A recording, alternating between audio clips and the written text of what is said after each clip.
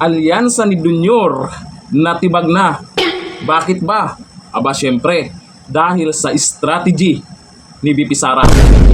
Bakit nating nasabing natibag na? Hindi lang ako may sabi niyan ha. Pati yung political commentator, yun din ang tingin nila. O kahit hindi naman expert sa politika, alam natin na wala na ang 12-0 nila. O anong nangyari? Anong nangyari sa alyansa? Kay VP Sara, buo pa rin ang PDP laban nila.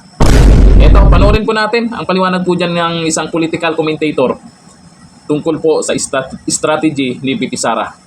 Ito yung video. VP Sara is talking directly to the people. That's number one. Number two, VP Sara is now going behind the enemy lines, no?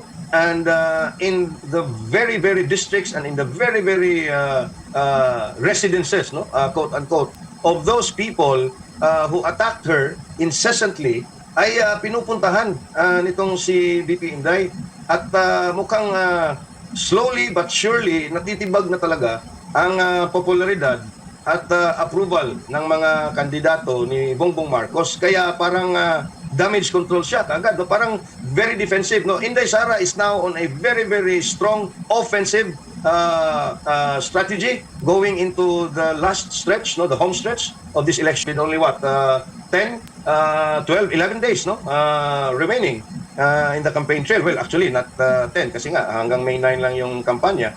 So parang natutuliro na itong mga kandidato at even Bongbong Marcos, no, himself, no, Admar and NJ.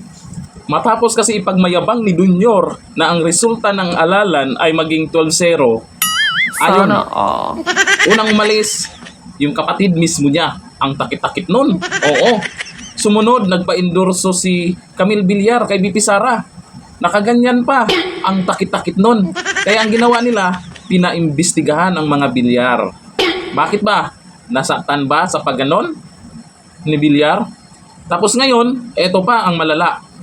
Sila Manny Pacquiao, ando na, nagpa-endorso kay Leni. Kay Leni Robredo, kung sino yung nakatapat ni Junior sa pagkapangulo.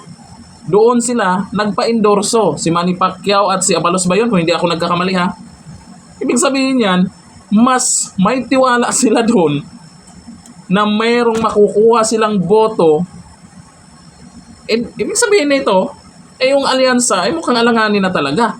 Dahil, ando na, nagkakanya-kanya na sila.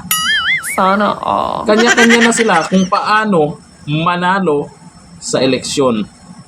Ang ginawa ni VP Sara, iniisa-isa yung mga distrito na kung saan may bumabanat sa kanya at niresbakan niya.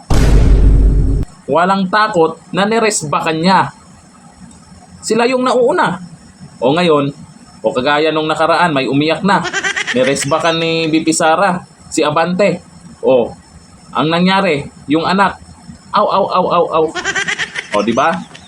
Tapos ngayon, sa mga susunod, ang gagawin ni VP Sara, sasama siya. Sasabayanan niya ang PDP laban kung saan may campaign rally. O, di ba? Malaking bagay ang ginawa ni VP Sara.